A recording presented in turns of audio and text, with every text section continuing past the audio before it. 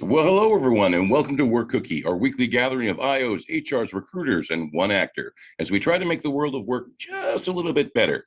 And today, Jeremy, we're going to talk about developing your team as a new leader, cultivating that talent and that potential that could propel you and your team to much success.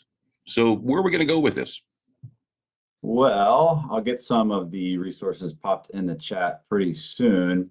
I was thinking today because there's this article from Bain and Company. They did some surveys with people that were looking at leadership development programs.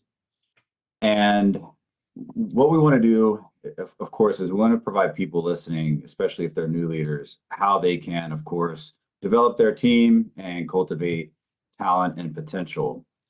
It was interesting. It was interesting, the survey that came out about current leadership development programs and if they're really matching what the shifting needs are. And they surveyed 300 human resource executives around the world, and half said that their leadership programs are not effective or didn't provide much lasting benefit. No surprise there.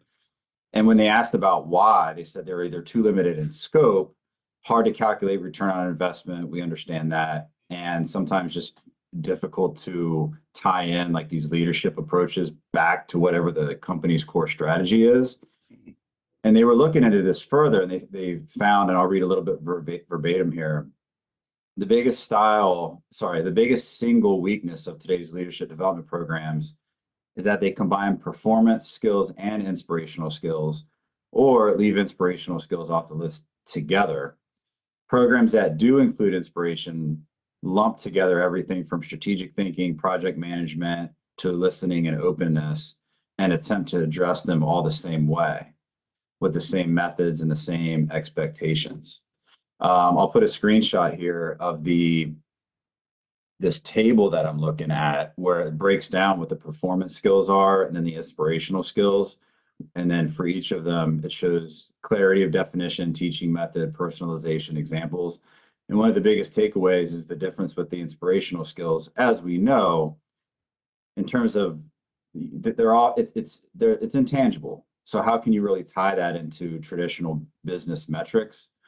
So it's really tough if you're not getting what you want as a new leader or a leader in your organization, because of that development program just isn't, touching on things the right way.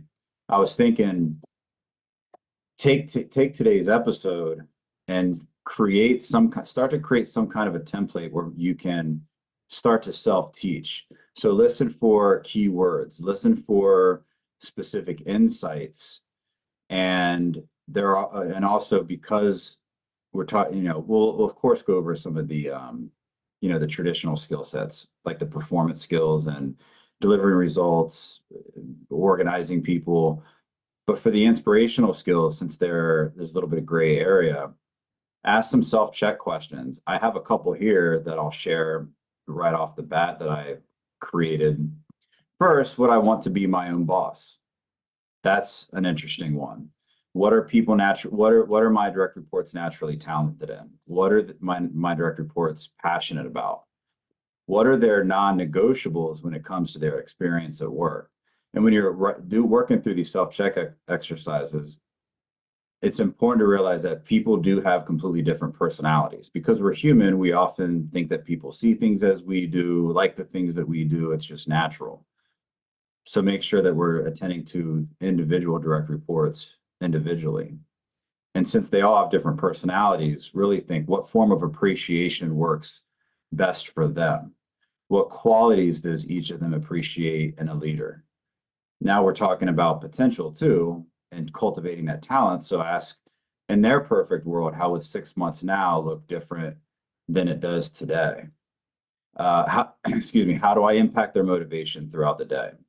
Do I add or take away barriers to their motivation and sense of confidence and competency? How would their experience be different if they were led by person X, Y, or Z, someone different? So these self-check questions, I think, are really important. And the key is to really go about this purposefully when trying to cultivate this talent and potential of your team, while thinking about them independently, but also working on that team cohesiveness, so that as you get deeper insight into their knowledge, skills, abilities, passions, etc., they're also familiar with each other's KSAs, passions, and so forth. Tom, ooh, hands are already going up. Tom? Yes. Well, before we get to the hands, it brings two thoughts to my head. One is that maybe we have to change the culture of a lot of organizations so they're more in line of reaching the full potential and talent of their employees. But also, do IO psychologists, not being one, can they go in and do some assessment to tell me what percentage or how much of that potential and talent I'm actually wasting and not using? That's one of the strong points of IO psychologists is that part of the data and analytics and being able to look at things differently. I was just talking to someone the other day about this very thing when we're talking about surveys and we're talking about how people are experiencing the workplace and how that affects their performance. And we were talking about a very specific assessment. And I just had this aha moment, which goes back to what I said a couple minutes ago, that we all just, because we're human, think that other people see things the way we do. And I said to her, I said, as a psychologist, we'll look at data and we'll have these insights that would be different than someone with like an MBA, for example, that's looking at it, with someone that's looking at it through like a Six Sigma lens. So we have a different set of insights and we look at things in a different way. And absolutely, that's one of the strong suits is coming in and doing that diagnostic and understanding the percentages, but how they play in and what are these percentages, as you mentioned, what do they actually mean? And then trying to understand how do we fold this into very particular action items that through research and science have the best chance of hitting the mark, hopefully the first time around or within the first couple times, because we're not just shooting in the dark. Right. So this can really affect the bottom line in a positive way, where you can get much more out of your employees, and chances are they're going to be happier. Yeah, and ROI is very difficult, especially with these intangibles. So return on experience is something. I went to some kind of conference and I heard the VP of HR for the Hershey Candy Company speaking, and she said the same thing, which I recall this. For these types of things, it's hard to determine ROI. And there's a resource. It's called the ROI Institute. You can easily search it on the web. They have great webinars. But what you learn from looking through their resources is that sometimes running the process to determine ROI, because it's very involved, can actually cost more than what an ROI would be for a specific initiative. And sometimes it is okay to fall back on what is our return on expectation. And I remember her saying, if your expectation is fewer customer complaints in one department, that's a return, and they go down, then that is a return on expectation. So there's different ways to look at that return on blank. Thank you very much for that. LindaAnn, let's go to you. So this topic is also near and dear to my heart. And I think that as a new leader, you really need to take a minute and step back and understand what, as a leader, you are there to accomplish and have that broad perspective first.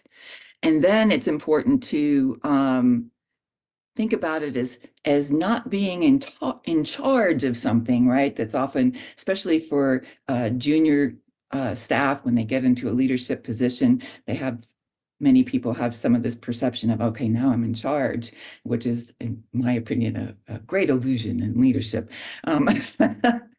But it's more about, it's a little bit more like Tetris in my mind, about really understanding your team and then fitting this puzzle together to capitalize on what motivates them and understanding what motivates them, what their career aspirations are and all those kinds of things.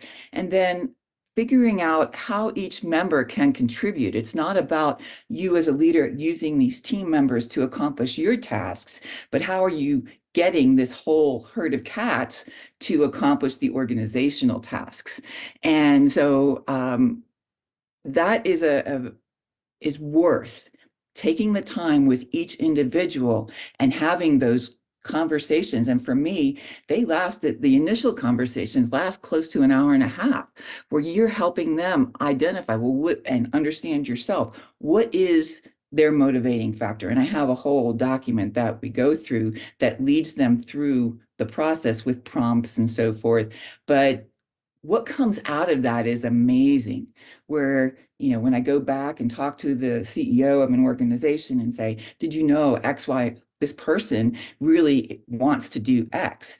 Whereas if you didn't have that conversation, that would have gone completely unnoticed and uncapitalized on.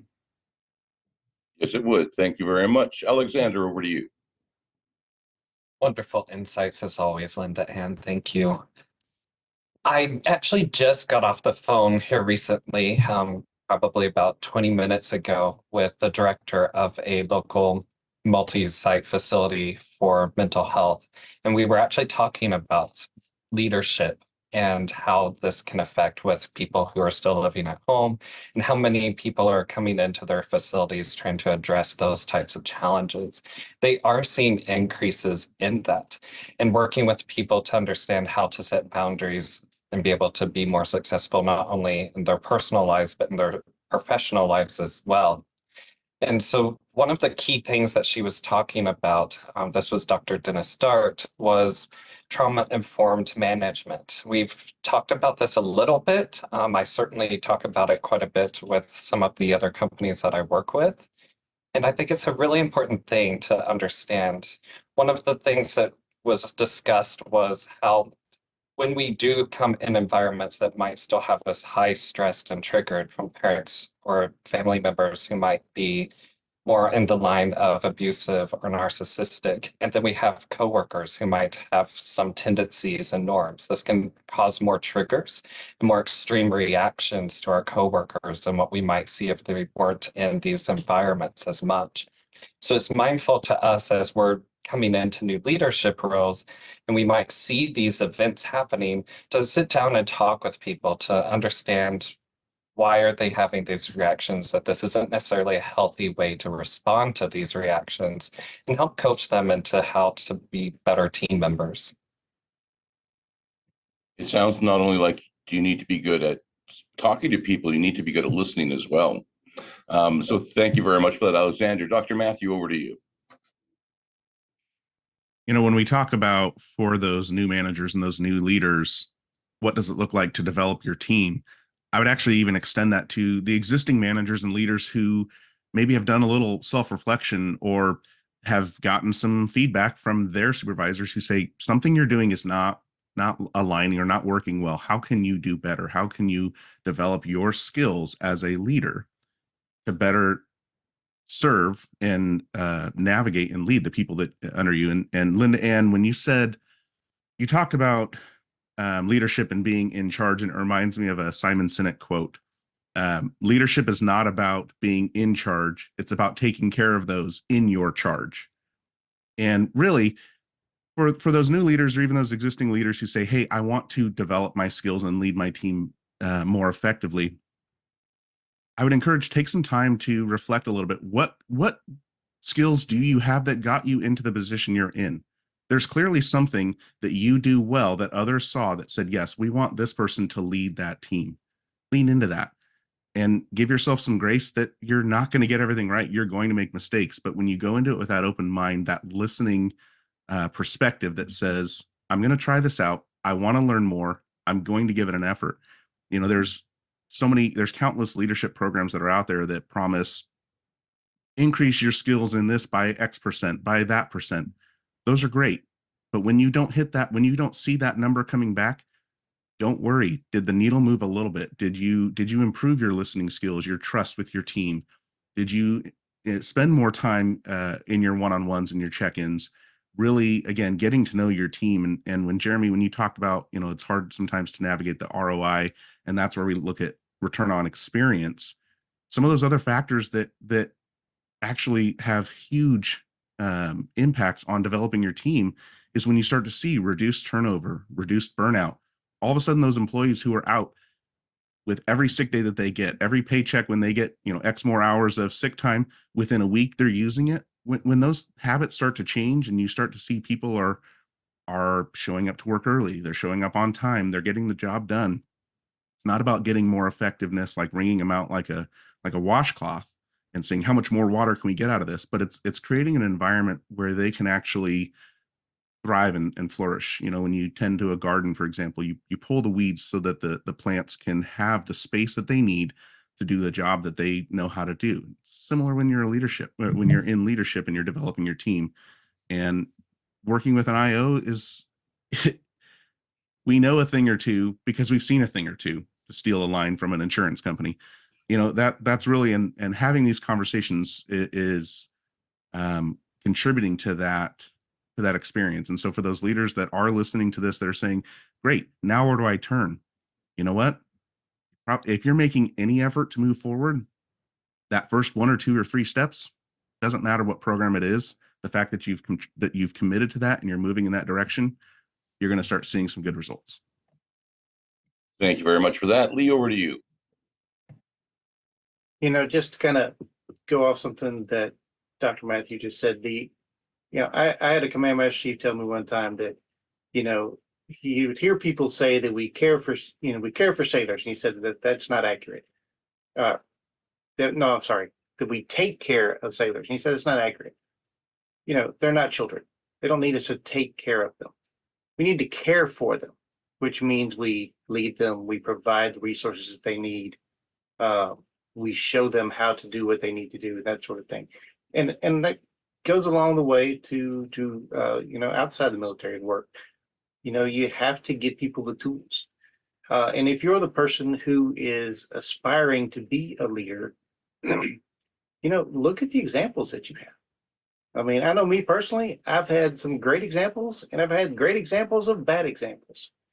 And, when you look at that, it lets you know, what do I want to look like when I'm in that chair?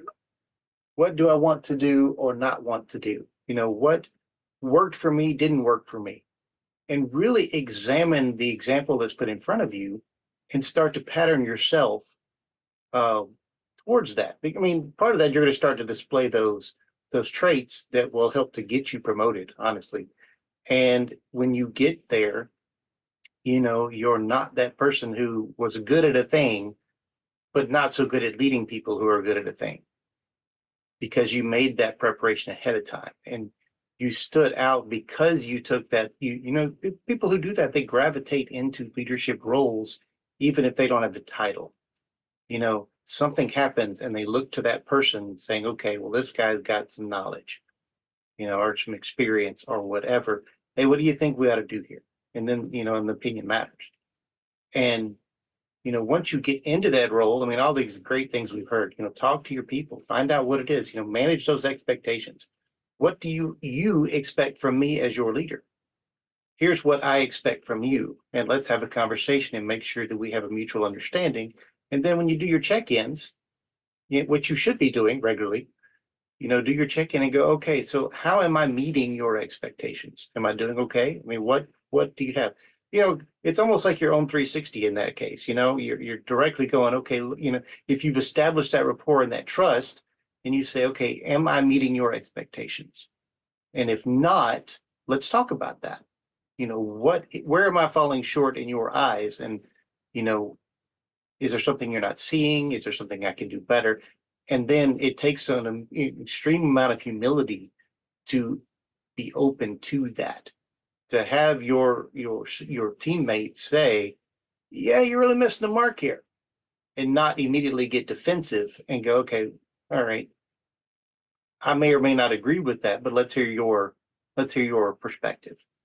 And and then say, oh, I didn't think of it that way. I mean, and then being open. I mean, it takes, I know that I personally had been in some very uncomfortable conversations when somebody was like, you know what, you're missing it here. And I'm like, well, I thought I was batting 1,000. Apparently my average is not so good. I guess there's some foul balls going on. And or to use Tom's thing, I guess I missed the net with the puck there. Bounced it off the pole. So really being a leader requires humility, openness, and and sometimes eating a little bit of crow. I mean, sometimes you've got to do the uncomfortable things if you want to be that leader and you want to be better. Yes, you certainly do. Thank you very much for that, Lee. Dr. Oriana, it's nice to have you back. Let's go to you. Nice to be here. Yeah, I wanted to add one more thing that I think people lose sight of when they're considering leadership development, and it's how different the levels of leadership are across the organization. So I attended the Society of Industrial Organizational Psychology conference and attended a session on leadership development, and this was really discussed around tracks of skills. So Jeremy was talking about performance versus inspirational skills. And I think that first time managers, we need to remember that they are just getting into leadership for the first time. They're often promoted due to technical skills, and it's okay if they just need those more performance-based skills around the basics around how to lead a team, how to manage work, how to manage their own work versus their team's work, and all of those things. But eventually that's where we want to transition to getting into the more inspirational skills as leaders grow over time, and focusing with senior leaders on how to inspire, connect to motivation, connect to meaning and purpose of the organization and the organizational strategy. And so I think that's a concept we need to like always keep in the back of our mind, is what got you here won't get you there, as it's said, around, you're going to have to adjust and learn as a leader. And you also need your culture to reinforce whatever you're learning in your leadership development. So if you're learning one thing in a program, but you come back to your cultural context and it can't be integrated, that's a lot of time where we see the lack of application. So just like someone mentioned, it's like tending to a garden. Well, your culture is also your garden for your leaders. And so you need to make sure that other tactical things are also in place, ensuring that people are doing even performance reviews, having that one-to-one discussion, leader to direct report, creating psychological safety. And leadership, lastly, is an ongoing process. It's not a one-off. If you want to see progress over time, you need to have multiple touch points. It needs to be programmatic. It needs to be supporting leaders in the long term, not just here's an emotional intelligence session for today, you're fixed forever. Yeah, I've been to a lot of those type of one-off training sessions where nothing changes. But thank you very much for that. Nick, over to you. Yeah, what sticks in me a lot is always the focus on return on investment, because we often talk about the ripple effect of better leaders, happier employees, and now you get to that third and fourth order magnitude, and you've lost track of the dollars spent, or you can't tack a value on the value gained. And I think when we talk about leadership and development, so often, we get these one-off trainings that, they farm it out, and there's no safety net, there's no application when somebody gets back. So it's dead money, essentially. To have that context where you come back, you get to apply it.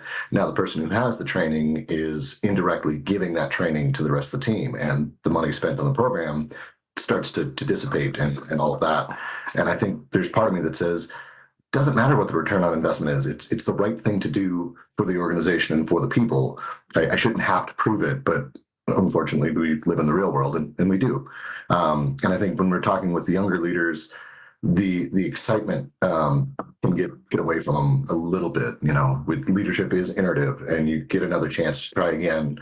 In most cases, it's the next project, I'm going to do something different, and next time I see this, I'm going to react this way. And that those iterations may be daily, they may be monthly. And so how do we track the growth of a new leader until they're, an experienced leader?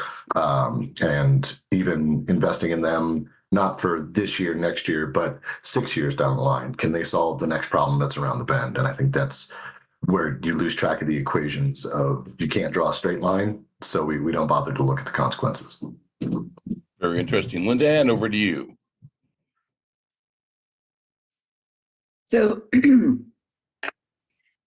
one of my greatest growth points over the past several years has been to understand that, everything is an evolution and a process, and you don't need to have the perfect answer and structure to start, and you probably never get to the end, right? It's always this evolution, iterative process, and to accept that and understand that and be okay with just moving forward is enough for now is a helpful point. And then understanding as a leader that it's not really about you, it's about how you get the team to move forward. And one of the things that as I've been working with a young leader, he's 2 years into his career, and he's had an opportunity to take on some leadership responsibilities. And when I had a conversation with him yesterday, he said one of the things that he was most surprised about in leadership, in taking on leadership roles, was how much of it was about giving, about paying attention to, what do you need? How can I help you? What's the next step in helping them how to think and not what to think, right? And taking that step, because one of the downfalls of a lot of leadership programs, as Dr. Ariana was mentioning, is kind of like you understand that these are their skills and whatever, but there's no takeaway, right? There's no implementation down the road. And so understanding that it's fine to have some knowledge about what leadership means and styles and all those kinds of things, but leadership is a skill set, and skills develop over time and over a lot of time. I've often heard as a speaking coach that some people are just natural born speakers and presenters, and yeah, that might be true, but you can actually develop those skills, and you can even be better than that person who just sort of naturally has them. Is it the same thing with leadership, where maybe there are some people who are natural born leaders, but really it's a skill that 99% of people can pick up? Yeah, I think so. And I think that, one of the most important skills, and some people have been raised and developed in a way that they are good listeners, right?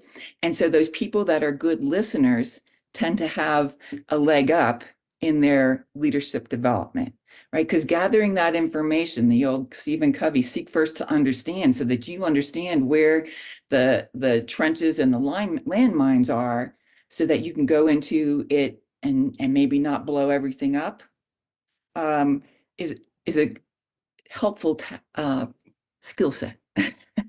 Yeah, and I sometimes like to point out that we have one mouth and two ears, so listen twice as much as you speak. Rich, back from your field trip and reporting live for us last week. Welcome That's back. right. Let's go to you. Thanks.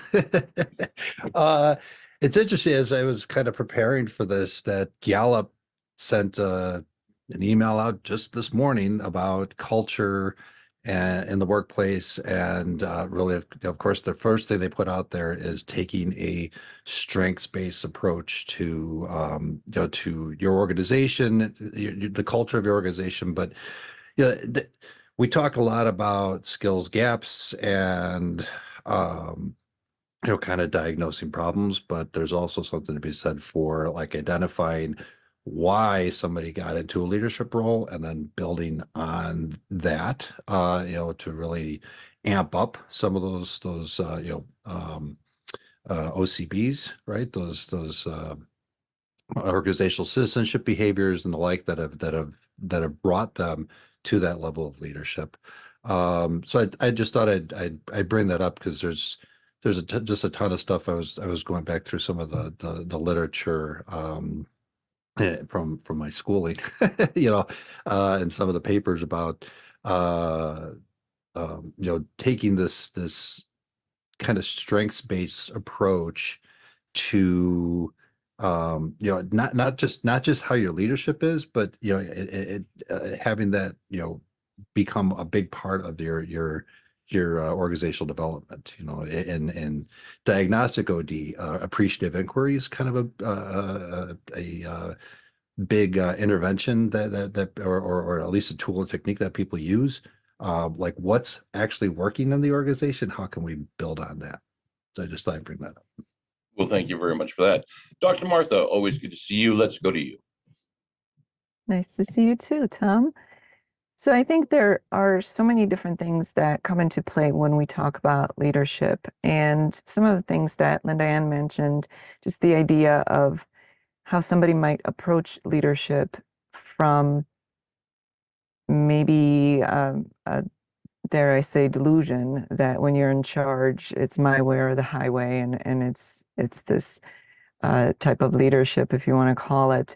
But really, everything there's so many things that come into play that make a successful leader, including things like people skills, including things like social skills and communication skills. And one of the other things that I think is very much complementary and really a constant companion to those who are successful in leadership is emotional intelligence.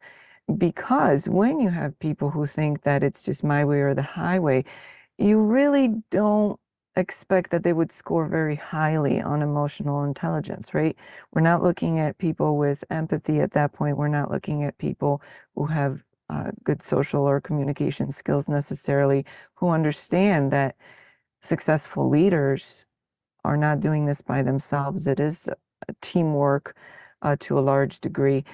So whatever training sometimes people focus on, they may lose track that there's so much more that goes into it. And especially when you are driven by return on investment and what can we get out of paying for this training or that consultation, you may get stuck on this one thing that is being taught, that is being presented, but there's so much more that goes into successful leadership and developing a leader and becoming a leader, including time and experience.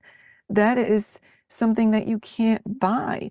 You may acquire it from someone else who is more experienced, who's had more time in it. If you're smart enough, you learn from them. And that's where IO psychologists can come in as well, because they will provide certain information, certain skills that you then don't have to acquire through time and practice. But we have to be careful not to get stuck on this one thing and how much are we getting back for investing in this particular leader or this group of leaders, but rather understand there's so much that goes into it. And if you don't have someone whose EQ is where it needs to be, you can spend endless amounts of money, but what you get in the end is not going to be what you could get in the end from that, those efforts and all that investment. Are we still living in a world where those people skills really still don't get as much emphasis as they really should, that we're still, looking at those hard skills for leadership development and really not focusing enough time on those people skills? I think yes. However, I think that employees, the workforce, are pushing for that to change. People are saying, no, this isn't enough. This isn't how I want to be led or managed. And so I think there's enough of feedback and pushback for changes to start going in the right way. But it's still there. It's not something that miraculously just disappeared. Viva la change. Thank you very much for that, Dr. Martha. Dr. Matthew, let's go back to you. It's like Dr. Martha has a sneak preview of the notes that I had written down listening to everyone's conversations. I loved it. Because as I'm listening to this, I sort of went back to, putting myself in the position of, okay, if I'm that new manager, that new leader, and I'm listening to this episode, at some point I'm going to go, this all sounds great, but where do I start? And there actually is a benefit to focusing a little bit on that return on investment, not so much as in what's going to get me the best bang for my buck, but almost the other end of the scaffolding to keep you, in a boundary, being wise with your resources, whether it's your time, your focus, financial resources, your energy. If you spend a lot of time or energy or focus or money on things that aren't effective, you have potential to do more damage in your team. And then all of a sudden now you're 2 steps back and you got a lot more work to do. And so again, to echo what so many of us have said, working with IOs to identify appropriate options as starting points doesn't mean that there's one specific starting point that's going to be, ideal for everybody. It could be any number of them. The goal or the intention there is to get that process started. And as you continue to build and you listen to the feedback of what's going on, you start to observe how those changes that you are making, how they are impacting your team. When you stay open to that feedback, you can start to see this is working and we can build off of this. And then the last thing that I wanted to mention, when you had asked Tom about, leadership, there's a discussion that I had with some people a while back about, are leaders born or developed? And there were some people that were very hard, like, no, leaders are born. You're just natural born leaders. And others said, no, it's effect. And I said, you know what? I don't care if you think that they're born or not, but I'll contend leaders may be born, but effective leaders are developed. And part of that is owning that development on your process as well. So when you step into that new role and you're saying, but my organization doesn't have a great leadership development program. Okay, there's a lot of free resources out there where you can start taking ownership of your development and your ability to lead your team, because there's a difference between leading your team and managing your team. And when you focus on that leadership side, it's amazing the results that you can start to see. Well, and if you are one of those new leaders, there is a place that I would suggest you do start, and that's cboc.com. You come visit the website, get in touch with, tap into the potential and knowledge of all of these wonderful people who join us every single week, and all of the other experts that are associated with CBOC. Thank you very much for that, Nick. Dr. Jeremy, back to you. Thanks for that plug, Tom. You're always so good at that.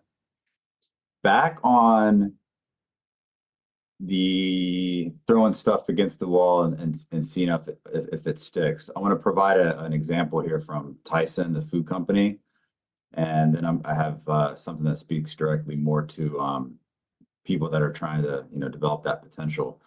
So Tyson, and this is from that Bain article. No, I'm sorry, it's from this other article, Growing Talent as If Your Business Depended on It, which has been provided. So back in, like the 2000s, one of the grandsons took over Tyson Foods. And what they started doing was really just experimenting, not going through it in a purposeful way. And here's where it goes back to why hire an IO. So the CEO at the time, they made their goal to just over the next 2 years, they're going to have great leadership development because they were doing good as a company. They had a merger, but they didn't have leadership development. So what they would do was their senior management team would read an article or hear about some initiative that was going on in another company, like a mentoring program, whatever it may be. A few weeks later, their version of that initiative would be discussed. They would have focus groups, and then they would develop a pilot, and then they would run it, and then it would flop. One time, John Tyson was invited by the CEO of another prominent company to see how they monitored like emerging leader progress and how they really talked about, all right, who are some of the star players and how can we get people to emulate them? So it says here, he returned to the offices, cleared out the entire conference room, plastered on the walls pictures of Tyson's rising stars managers, their description, their job experience, educational background, strengths, weaknesses, development paths, and it flopped. Then he personally approved the budget to send all the company's high potential managers to a retreat on a remote Rio Grande ranch. They would solve actual business problems with the company, reflect on their personal leadership styles, broaden their spheres of influence. Flop. And what was happening, especially too, was the HR group and everyone is just finding it hard to keep up with this rush of programs. So eventually they realized that this ad hoc leadership approach was not working. And I'll add, no matter how good a retreat is or some kind of leadership development, external seems to be, unless there is follow through when you get back, actual specific strategic follow through, it's likely not going to be that good. At one point, I was sent around the US to audit these various types of leadership development programs from prominent universities. I mean, the best of the best of the best. And there was only one that was deemed, okay, look, I think we should send some of our leaders there. And we did, and that was successful, but we also had a great follow-through program. So back to Tyson, they realized the ad hoc approach wasn't working. So then they get everyone together, they get this task force together, they sit down, blank sheet of paper, and mapped out their leadership development program. What was the blueprint? How do they integrate succession planning leadership development, making sure that prominent leaders are well versed in the business, and also looking at accountability. So that's what eventually worked, is taking a purposeful look at it. And of course, having an IO in the room as part of that task force, internally or externally, can be beneficial to say, all right, what are we going to do now? And it goes back to what I've said many times, Tom, that I read I forget what book, but they always, organizations never have the time and money and resources to do it right the first time, but they always have the time and resources to try it again. So if you're a new manager, you might, again, you're feeling around still. You're still, like Ariana said, you're still just getting used to that new role.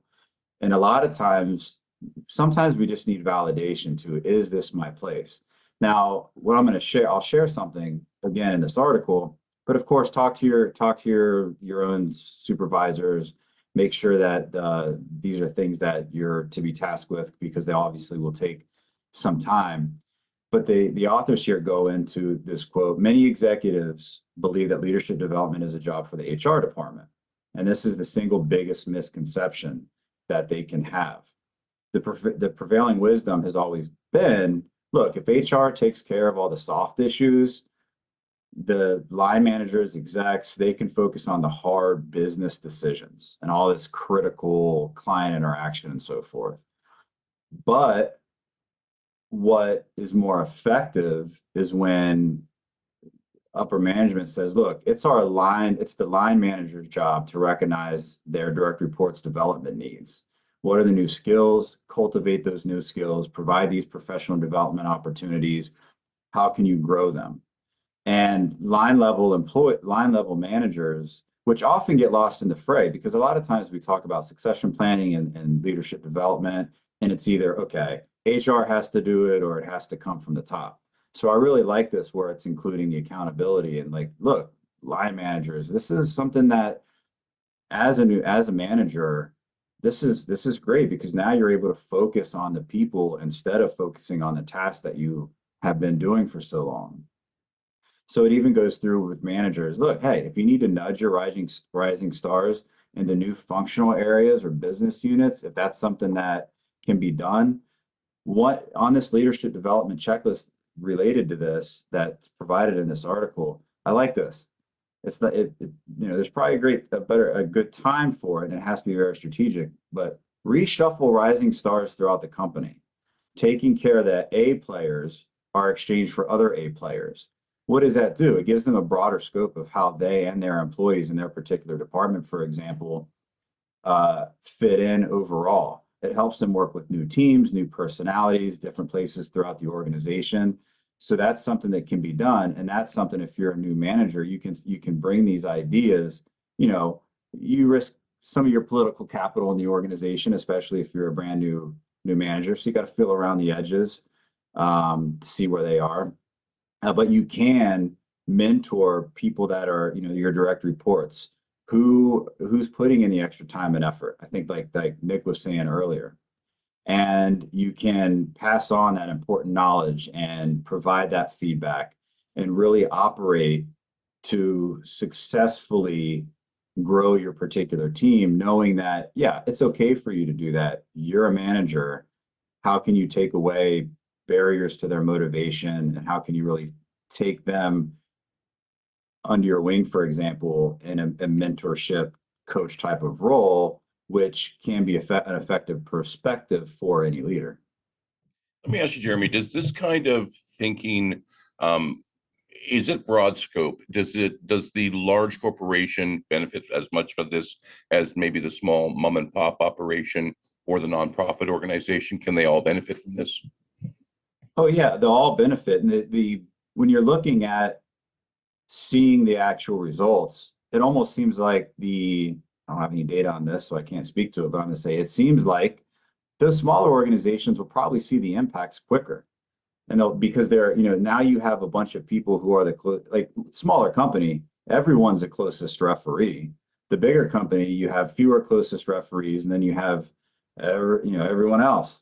So it's you're more able to bring in new ideas and discuss them, but also see results really in real time.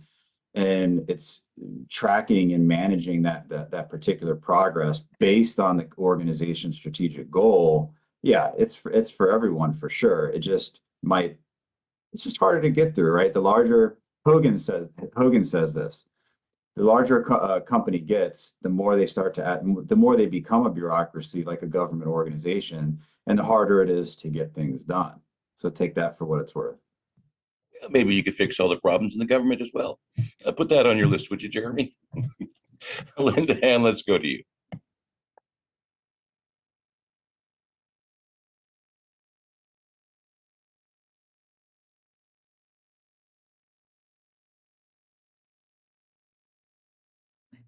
Okay, I think Nick is next, Tom. Sorry for that delay. That's all right, Nick. Let's go to you then. I had to laugh because if Dr. G had Dr. Matt's notes, he had mine. We're talking about kind of the idea of what's the organization's responsibility versus what is the responsibility of the individual.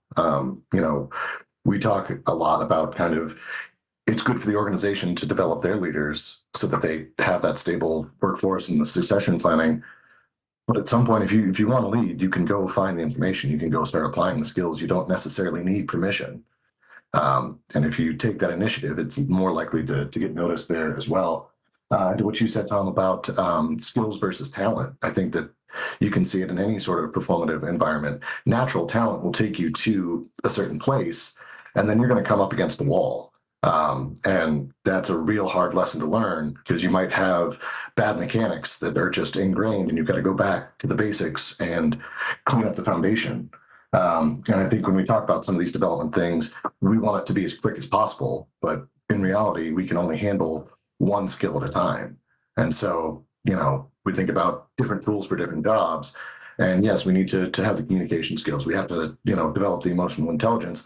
We've got to do it all, but we've got to try and, focus on one thing at a time instead of, there's a squirrel over there, or there's a shiny new project. Because all that constant shifting can be exhausting for a team. And if you don't have kind of a North Star that's guiding the whole program, the likelihood is it's going to look ad hoc and sloppy. And we've already shown that doesn't necessarily work. Yeah, I always loved having that conversation when I was teaching at university with first-year students where, yes, you're talented. That got you here. But guess what? That's the starting place. All right. Thank you very much for that, Nick. LindaAnn, now let's go to you. So there are a couple things. And to your comment, Tom, about hard skills and soft skills, and having done a lot of contemplation and research and all those kinds of things on what those are and the applicability of that currently, I think we need to get to a point where we understand what the essential leadership skills are.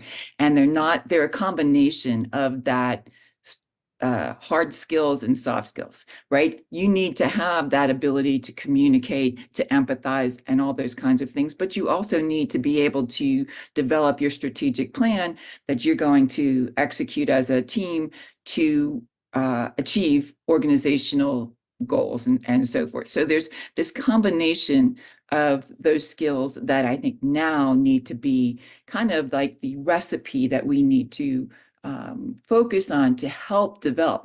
They're not the end all be all, but helps contribute to your development as a leader. So that's one thing. And then I think it's important for new leaders to especially understand how. Well, let me go to this first. Is that your development as a professional, whether it's in a leadership skill, a leadership role or not, is now your responsibility. Our education system spoon feeds us the whole time we're in school. And as an adult in the professional world, your development and skill set is now your responsibility. And so it's important to understand what you want and how to develop that. But then as a leader, you need to understand what that is for your team, right? Where do they want to go? Helping them understand what those skill sets are. How are you going to facilitate that process? And understanding their potential. And to look at the team that you have, not as these pegs that you're going to stick into roles, but what stepping stone is that for their overall development, their greater possibility. And when you feed that, that really turns into the return on investment. It helps keep them where they are because they see their future with the organization.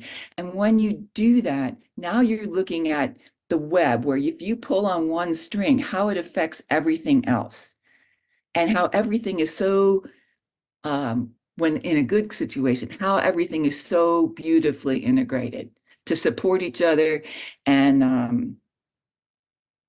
to facilitate that advancement and growth and potential. Yes, it would. Thank you very much for that, LindaAnn. Imani, love the photo. Let's go to you. Yes, hi, thank you. That was my Eid as of last month. So thank you, thank you. So in terms of like new leaders, speaking from a little bit of the tiny experience that I have in the USA so far, I just wanted to talk, but then I usually talk with a bit of examples. So I'll start by saying you cannot get to a party and you want to be the first person to serve yourself, to like stand in line first and have a plate of food first. And then also when you get to a party and you kind of come in like later, people already settled in or people already kind of like interacting, you're gonna start with what you have. You're gonna start with introducing yourself. You're gonna start with asking questions. It's gonna be a two-way traffic way of taking in information from you, giving your information, and then also listening to others. So with the few people who have talked, I've kind of resonated so much with what got you there will get you, what got you here will get you there. And then somebody talked about also people skills, and then also talked about the kind of leadership that we kind of struggle with, like it's my way or the highway. And to me, with a little bit of analysis, I've noticed that we struggle so much with title. I don't know if I've said this before, but we struggle so much with titles, be in offices or even in our own homes. Sometimes we get out of our own characters as parents, and then sometimes when a kid asks you like, oh yeah, because I'm a parent, because I said so, and you don't really want to be to answer to this kid just because you feel like I'm your dad or I'm your mom and stuff. So sometimes titles carry us away, and this is how I trick it to kind of like bring me back to being grounded. I usually talk to my clients because I do emotional support sometimes when they're coming in with different kind of emotional distresses, and they're telling me this whole thing that they're facing, and then they're mentioning these big titles that you can't easily tell them, hey, you're being abused, or hey, something's happening. I usually tell them, every title in life is just a title. And every title in life, I tell them every title in life has to have a meaning behind it. And these meanings behind these titles, in how I tell my clients, is the meaning of kindness, respect, love, and caring. Once those meanings get out of the way, then that title is meaningless. So as a new leader within an organization, if we can really narrow down to such things like you're coming in and starting with the skills that you have, and knowing that the people you're going to lead are just kind of like not just like you, but they're also humans. So just humanize the whole experience with them, with all that people's skills that that you could be having. For example, in terms of feedback, you need to kind of like come in with the attitude of like you're leading somebody. It's supposed to be a two-way thing. They come, you ask for their agenda as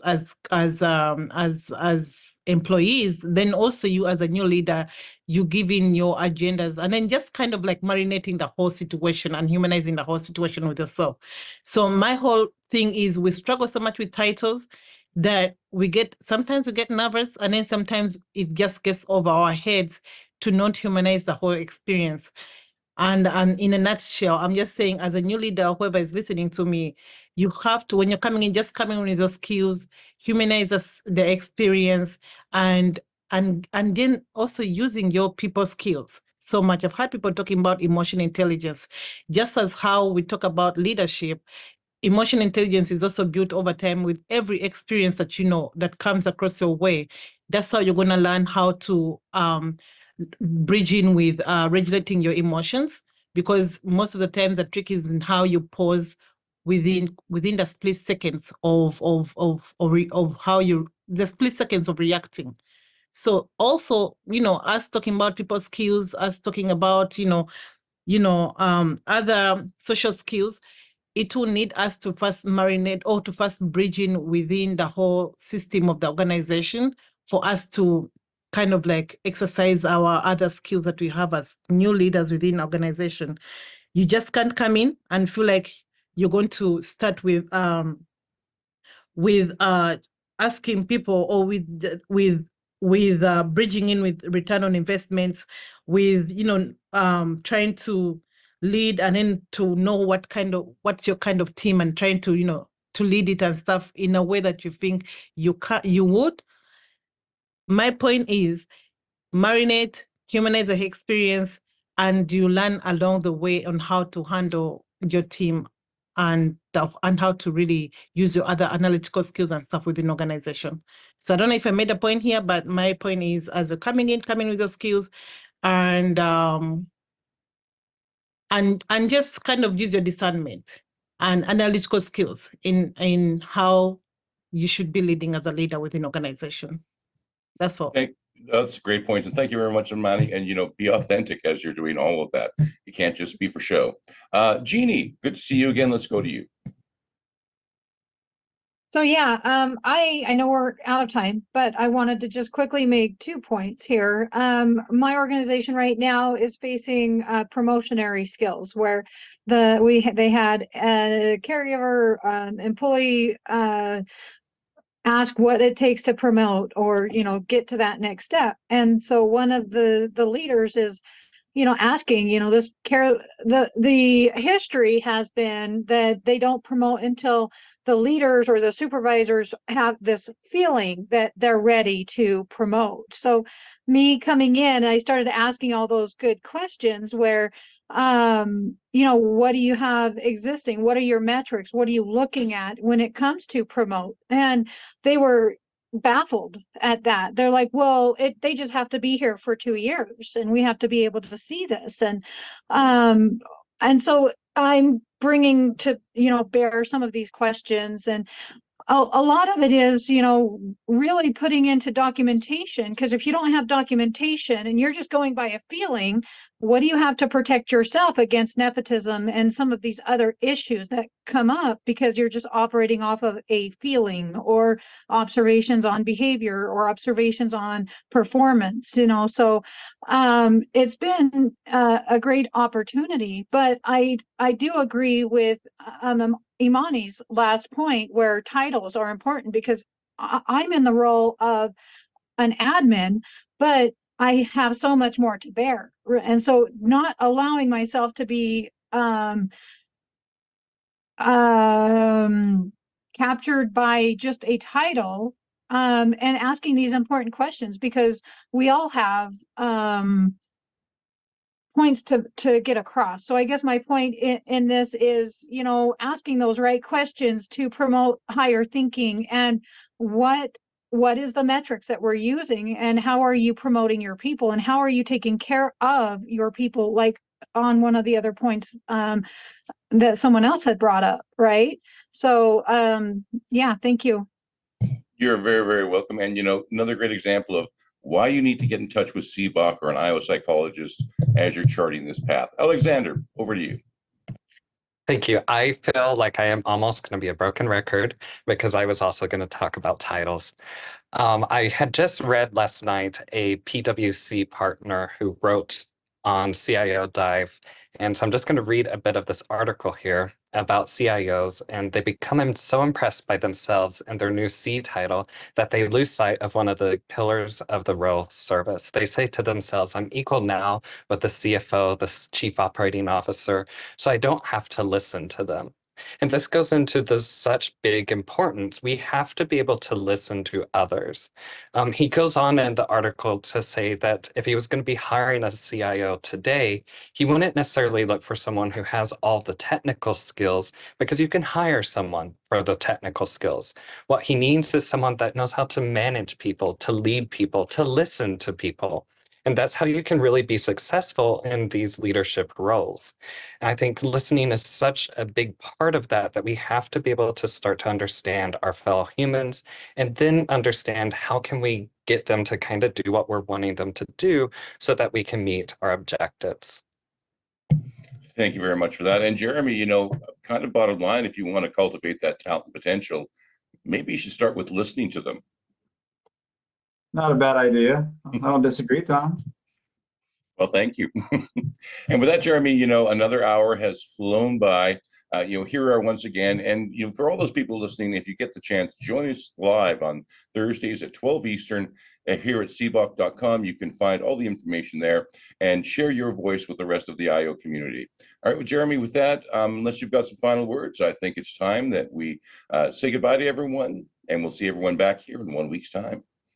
Quick final word, next month, so May, LindaAnn will be leading some awesome topics on strategic organizational alignment and the challenge of what it takes to get aligned as an organization. So we've got some great titles there, and those will be loaded on cboc.com/events very soon. Thank you, everyone. Beautiful as always, counting out in 5, 4, 3, 2, and 1.